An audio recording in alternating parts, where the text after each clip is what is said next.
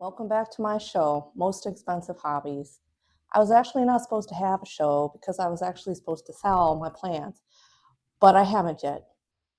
Anyways, today we're going to be planting or actually germinating Monstera Deliciosa seeds with sphagnum moss, and I'll show you how to do that. As you see, I have my planters of Monstera here. There are 7 plants, and I actually had 10 seeds originally that germinated. 3 of them died. One of them actually was a white one without chlorophyll. So eventually that passed away. But I am left now with 7 of these plants, and these were planted last year. So as you see, they've gotten pretty big. You only need a few things. Other than your seeds, you need some sphagnum moss, you need water, and a Tupperware container that has a lid. Let's take a look at these seeds. I think I got them from the same store on Amazon as last time, but I don't remember them looking as dry as they do. Let's see how many we have. Okay, we're supposed to have 10. Looks like we have maybe an extra couple just in case. We'll put them all in. We're going to take our moss and we're going to soak it in the water. You might have to do this for a few minutes so that that moss will soak up that water before we put it in the container. So it's been soaking for a couple minutes and it feels a bit spongy. We're just gonna take it out and gently squeeze out excess water, but make sure you keep some water on there. Don't squeeze it out too dry. We're just gonna line the bottom of our Tupperware container with our damp sphagnum. So I've covered the bottom with the damp sphagnum and I got some extra soaking to cover the top. And we're just gonna stick our seeds in. Now I did peel one of them and it still looks a bit dry, but maybe it should look like that. All right, we're going to just stick them in here in different locations. Just make sure they're surrounded by the damp sphagnum. Doesn't have to be perfect, but we just want to make sure that they can be covered. Now we're just gonna cover the whole thing with some more.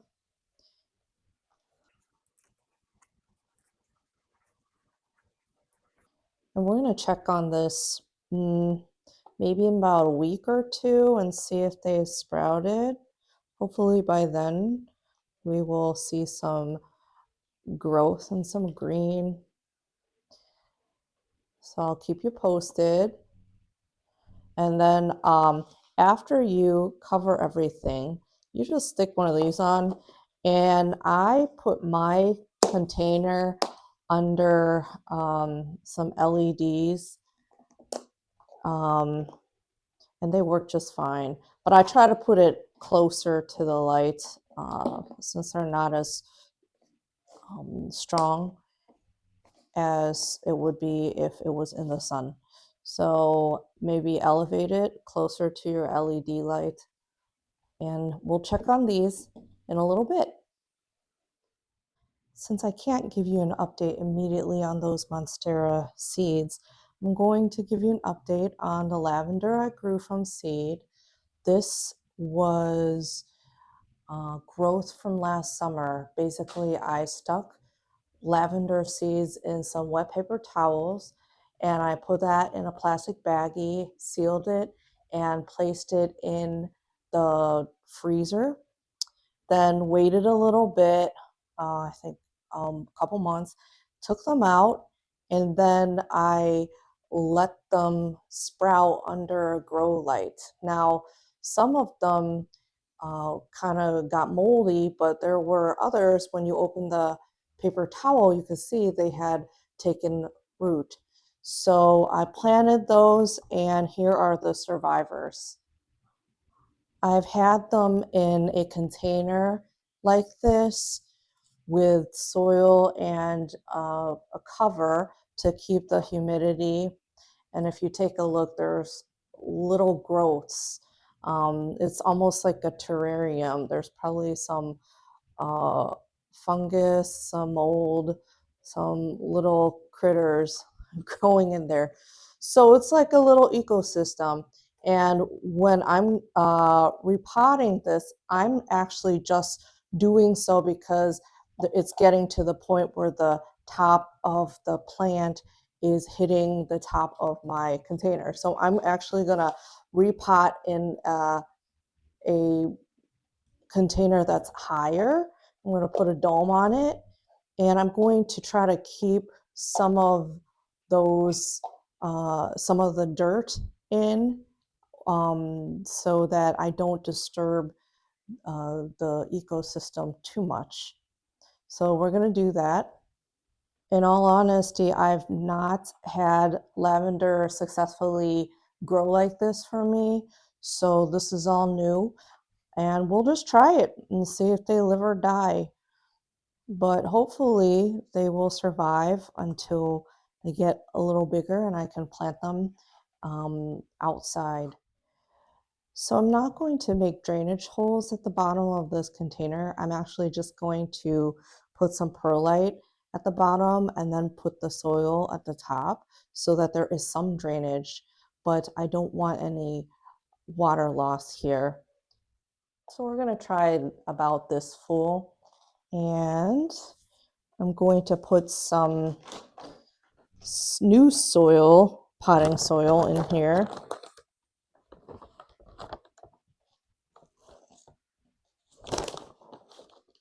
I'm going to add a little water to all this.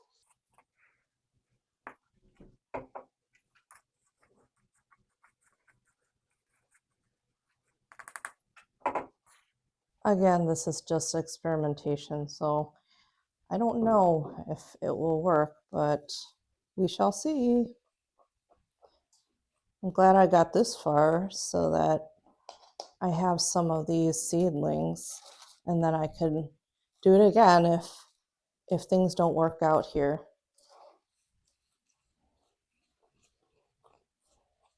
Normally lavender likes well-draining soil, but they've been in that type of environment for a while, so they're not gonna be used to just having no humidity dome and being directly potted in a pot with holes. It would just be too much of a shock, I think. So here we go.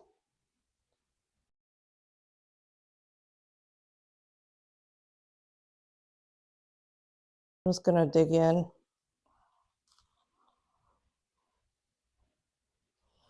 I feel like lavender does not like to be transplanted, so we will get as much as we can in one go here. Sorry, buddy. Let's just take this whole thing.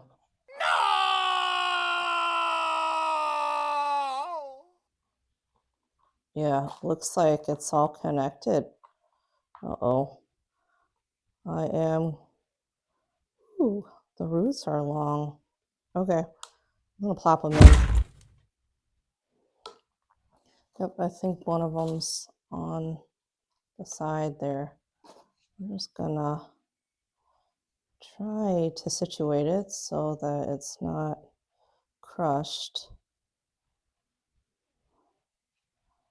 Okay. Hopefully we can adjust again. I try not to disturb them as much as possible, but as you see, it's like they've gone through an earthquake. I'm going to kind of make this all nice. So I'll be right back. Okay, so here I got them as straight up as I can. and we're going to just stick this dome. See, I don't want it touching the side, so I'm gonna shift this a little bit. Okay, better. And then I'm gonna tape it up. Well, I didn't tape it perfectly, but here it is. Here's my new humidity dome, and I'm gonna stick this right back where it was under my LED. And so hopefully they will survive, and I will show you an update in, I don't know, a few weeks or so. We'll see.